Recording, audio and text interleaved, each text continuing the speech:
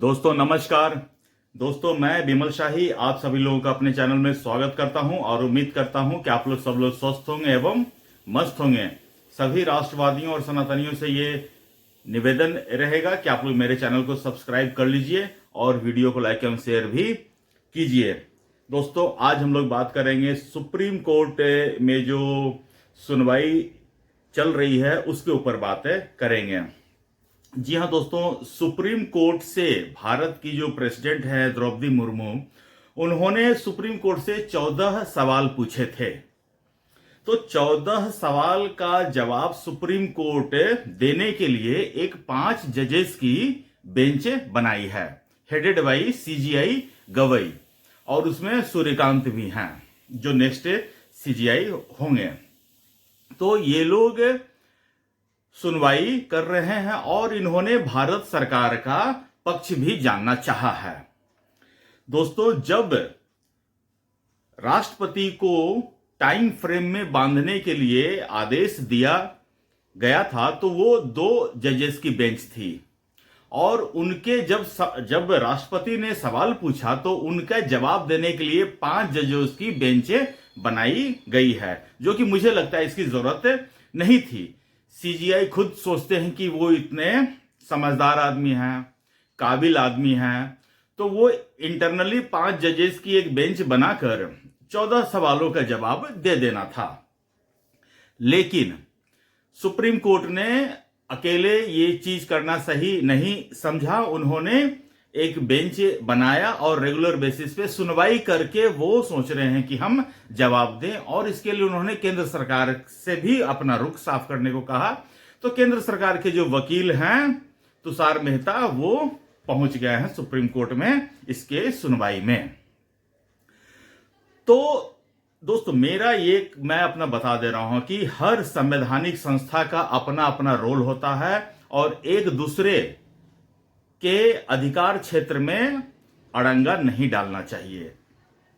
अब ये supreme court के लिए है, विधायिका के लिए है, कार्यपालिका के लिए, सबके लिए है ये। लेकिन सुप्रीम कोर्ट में चूंकि सुप्रीम शब्द आ रहा है तो सुप्रीम कोर्ट सोचते हैं कि मैं थोड़ा सा ज्यादा सुप्रीम हूं, ठीक है। तो सुप्रीम कोर्ट को यह मानने में कोई दिक्कत नहीं होना चाहिए और उन्होंने भारत के राष्ट्रपति जो इस देश का प्रथम नागरिक हैं उनको उन्होंने टाइम फ्रेम में बांध दिया कि अगर आपके पास कोई बिल आता है तो उस बिल को इतने समय में आपको पास कर देना है या उसको स्टेट को वापस भेज देना है। एंड सिमिलर टू राज्यपाल के लिए भी ये आदेश उन्होंने दे दिया है।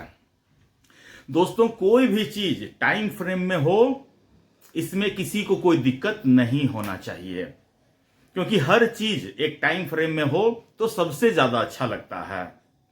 लेकिन जो संस्था ये कह रही है कि राष्ट्रपति को ये चीज कोई भी चीज टाइम फ्रेम में कर देना है, सबसे ज्यादा डिले वही संस्था कर रही है, सुप्रीम कोर्ट। सुप्रीम कोर्ट कभी आईना नहीं देखती है क्या?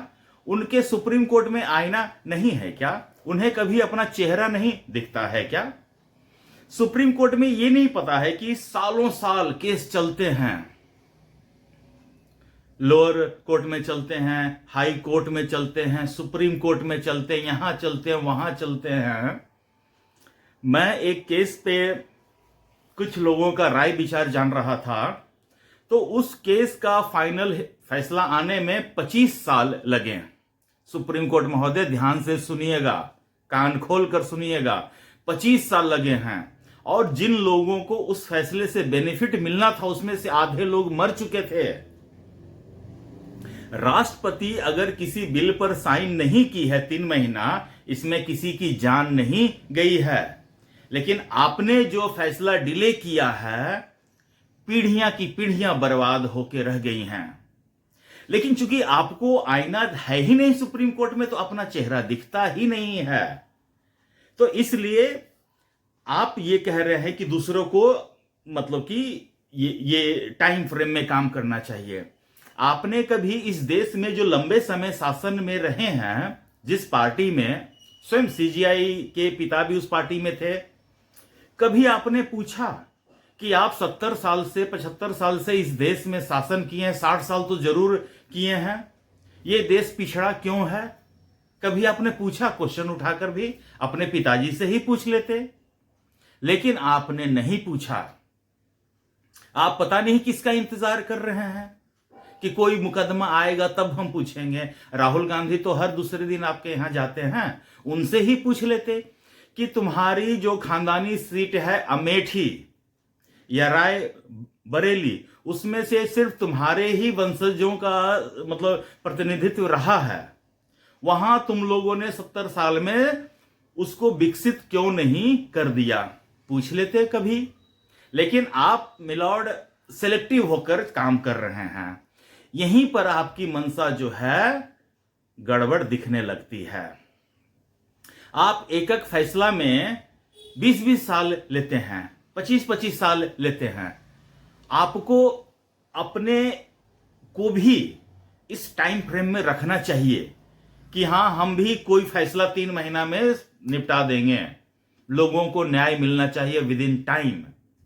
लेकिन आप अपने लिए कोई मतलब कि नहीं करते हैं। आपके जज के घर में जले हुए नोट मिलते हैं, लेकिन आपने उसके खिलाफ एक एफआईआर भी नहीं लिखवाई, और उस जज के लिए आप दूसरों को डांटते हैं, कहते हैं कि वो अभी भी जज हैं, उनके लिए जस्टिस शब्द का यूज कीजिए। कितना दर्द है आपको भ्रष्टाचारियों के लिए।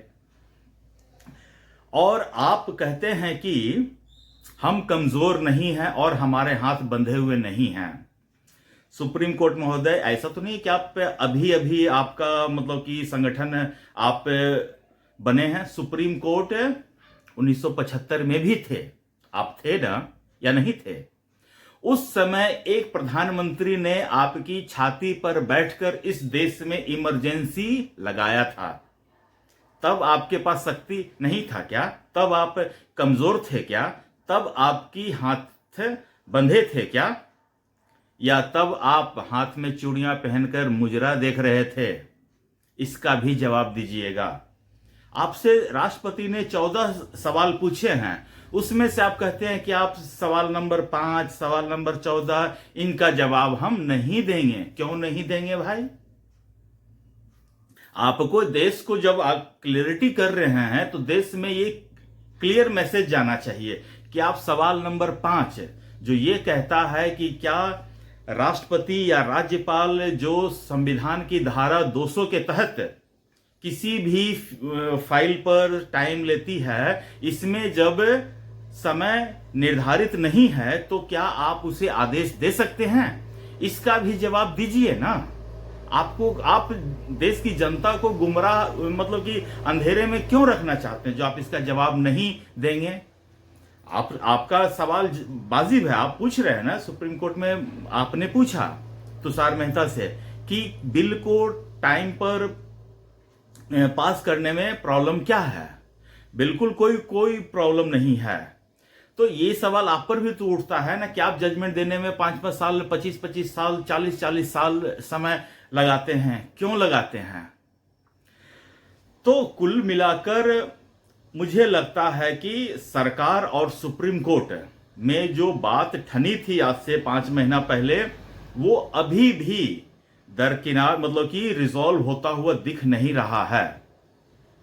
सुप्रीम कोर्ट अपना जो जजेस का बेंच का फैसला करते खुद ही आपस में बैठ के, हाँ इस बार मैं हूं, अगली बार तुम बनना, इसके लिए आप तैयार हैं। और आप चाहते हैं कि सरकार के ऊपर भी नियंत्रण आप रखें, राष्ट्रपति के ऊपर भी नियंत्रण आप रखें, सेना के ऊपर भी नियंत्रण आप रखें। तो जब आप इतने पावरफुल हैं ही तो आप सरकार को बर्खास्त कर दीजिए। राष्ट्रपति तो वैसे भी सिर्फ फाइल साइन करने के लिए ही है, तो एक आप नियम बना दीजिए कि अब जो भी फाइल आएगा उसको मेरे पास आ जाएगा, जो भी बिल बनता है वो मेरे पास आ जाएगा, हम देख के। वैसे भी केंद्र सरकार जो भी बिल पास करती है, अपोजिशन के जो वकील हैं वो आपके पास ले ही आते हैं, सारा बिल आप देखते ही हैं। तो फिर सरकार की जरूरत ही नहीं है, राष्ट्रपति की जरूरत ही नहीं है, उपराष्ट्रपति तो वैसे भी किसी काम के नहीं ही हैं। तो इस देश में सिर्फ सुप्रीम कोर्ट रहे, उसके अलावा और किसी संस्था की जरूरत ही नहीं है। क्यों दोस्तों, मैं जो कह रहा हूं उसमें दम लग रहा है कि नहीं, आप मुझे कमेंट करके बताइए। अगर सुप्रीम कोर्ट को हर चीज में टाइम फ्रेम सेट करना है तो नंबर 1, सुप्रीम कोर्ट पहले अपने लिए टाइम फ्रेम सेट करे। नंबर 2, सुप्रीम कोर्ट पहले अपने अंदर हो रहे जो भ्रष्टाचार हैं उनको दूर करें, क्योंकि मेरा जहां तक मानना है कि न्यायालय जो है, चाहे वो लोअर हो, हाई कोर्ट हो, सुप्रीम कोर्ट हो, भ्रष्टाचार का महत्वपूर्ण अड्डा बन चुका है। एक भी फाइल बिना भ्रष्टाचार के इधर से उधर कोर्ट में नहीं होता है। और अगर दम है तो सुप्रीम कोर्ट महोदय आप आकर ये कहिए कि आज हम श्वेत पत्र देते हैं कि हमारे किसी भी कोर्ट में किसी भी तरह का भ्रष्टाचार नहीं होता है और हमारे जितने भी न्यायाधीश हैं वो सब दूध के धुले हुए हैं। आप कह दीजिए, हम मान लेंगे। तो दोस्तों, मुझे आज के लिए इतना ही अपडेट देना था। आप लोग अपना ख्याल रखिए, स्वस्थ रहिए, मस्त रहिए। तब तक के लिए नमस्कार, बाय।